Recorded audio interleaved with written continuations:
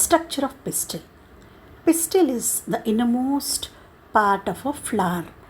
A flower has four distinct whorls, namely calyx, corolla, and rhizome, gynoecium, or the pistil.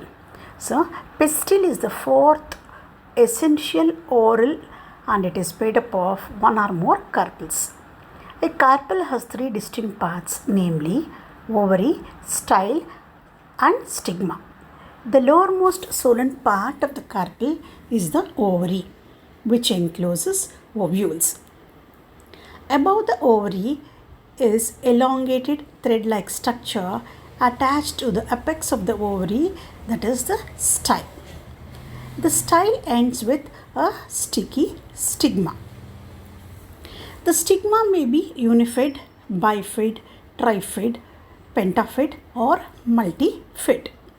And the shape of the stigma may be capitate, or it may be forked, or it can be feathery. Coming to the style. The style is a tubular structure that connects the stigma with the ovary and is mainly of two types, solid or closed and hollow or open. The solid style has a central stand of transmitting tissue of elongated cells interconnected by plasmodesmata. In the hollow style, the central core has one or more canals which normally correspond to the number of carpels. The stylar canal is bordered by one or few layers of glandular cells called canal cells. There are different kinds of styles. It can be a terminal style. Here, it is known as terminal if the style arises from the terminal part of the ovary. Example is datura, hibiscus, and solanum. The style may be lateral in position. In this case, it arises from one side of the ovary and hence it is known as lateral. Example, mango. And it can be a gynobasic style when it arises from the base of the ovary. It is seen in Ocimum salvia. Ovary. Ovary is an enlarged basal portion of the pistil, the female organ of a flower. The ovary contains ovule which develop into seeds upon fertilization. The ovary wall itself will mature into fruit, either dry or a fleshy fruit enclosing the seeds. A simple or unicarpal 8 ovary is formed from a single carpel, an evolutionarily modified leaf. It has one locule or a chamber within which are the ovules. A multicarpellate ovary consists of more than one carpel and may have one or more locules. So, types of gynoecium. A gynoecium can be an apocarpus or a syncarpus.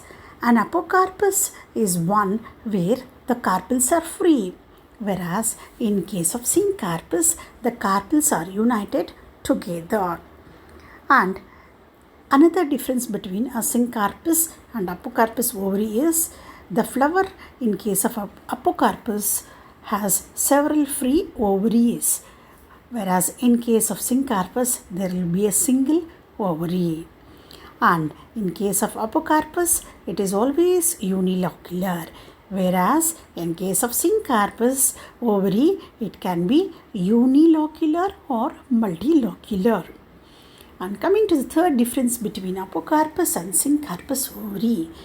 In case of apocarpus ovary, on maturity, it forms fruitlets of aggregate type, whereas in case of syncarpus, on maturity, it forms a simple fruit.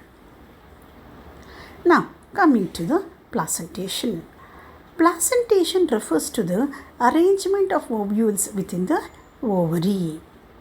The ovules are attached to the ovarian wall through a special structure known as placenta. There are various types of placenta. Coming to the first type, that is axine. In case of axile placentation, the ovary is partitioned into several chambers or locules, and the placenta are present along the septa of the ovary. The best example for this is tomato or hibiscus. Coming to the next type of placentation, that is basal placenta. In case of basal placenta, the placenta develops at the base of the ovary. The best example for this is sunflower, that is Helianthus annuus. Next type of placentation, that is parietal placentation. In case of parietal placentation, the ovules developed on the inner wall of the ovary or on the peripheral part. The ovary is unilocular, but in some cases it becomes two-chambered due to the formation of a false septum. This is seen in case of a mustard, and in case of mustard, the false septum is known as the rhipium.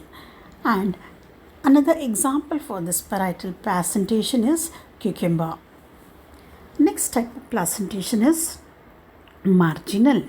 In case of marginal placentation, the placenta forms a ridge along the ventral suture of the ovary, and the ovules are present on the ridge. The best example for marginal placentation is Pisum sativum, that is P. Another type of placentation is free central. In case of free central, the ovules are present on the central axis and the septa are absent. Example is carnation and chili. And next type of placentation is superficial placentation. In this type, the ovules arise from inner wall of the septa in a multilocular ovary. The best example for this is water lily, which belong to the family Nymphaeaceae. So, summary. Here you can see marginal placentation, parietal, axile, free central, basal, and the superficial type of placentation. Thank you.